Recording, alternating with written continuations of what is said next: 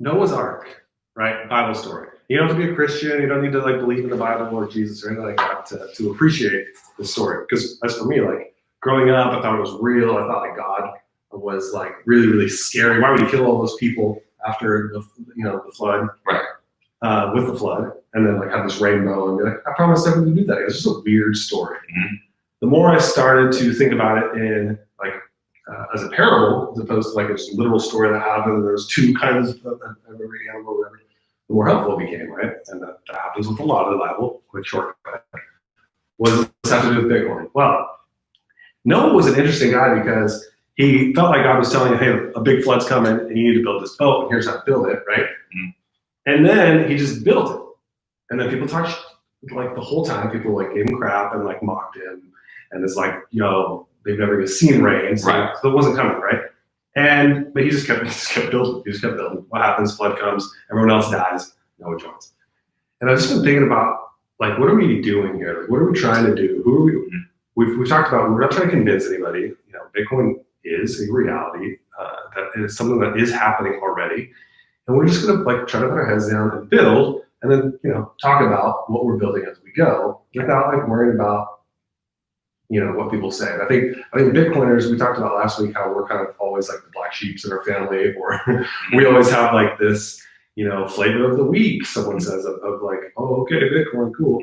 I feel like Noah a little bit in that way. You know what I'm saying? Does that make sense, or is that completely batshit crazy? No, it completely makes sense. And I have stories this week that I can this last week was kind of my first week where we meet the road of like talking to merchants about the circular economy, kind of getting outside of my own theory bubble on what I think is going to happen. And, like talking to some restaurants, like talking to some entrepreneurs about what is the reality of a circular economy and how would it work? And there's people on the other side of the internet that have already given me their feedback on how well they think it's going to work. And so it was kind of like a humbling experience to go out in the world and try to do it. And so I could kind of I could relate a little bit with kind of the Noah story that like you're saying, and how it had to have been weird at the end of day one to like, so now you burnt a whole day of work. It's hard to see the ark being built yet. And now you just got to go to sleep, go home and know that like, well, just got to wake up and, do more ark building tomorrow. While people talk crap. Yeah, while people talk crap. It's dry as ever. There's no rain. Right. So rain, yeah, that's a good part of the story. Like rain was not even a paradigm. Like water from the sky was not even a paradigm that anyone else in the town was like ready for. Right. Right. And there's a parallel to Bitcoin there, where it's like there are so many things about Bitcoin that's like we can't even fathom how it's going to work and how it integrates and how we make the transition. But then again, Bitcoin just is. It continues block after block out every 10 minutes. Do you think Noah was an optimist or a pessimist? I mean, he was probably had to be an optimist at some level. Showing up every day to build the ark isn't optimism. Like that's an optimist thing, because the pessimist thing is to sit around and just like think constantly about the storm is coming. Is this worth it? Is it worth like the optimist thing is like the action proves that he's like foreseeing something that's going to happen that it isn't even inside his mental paradigm.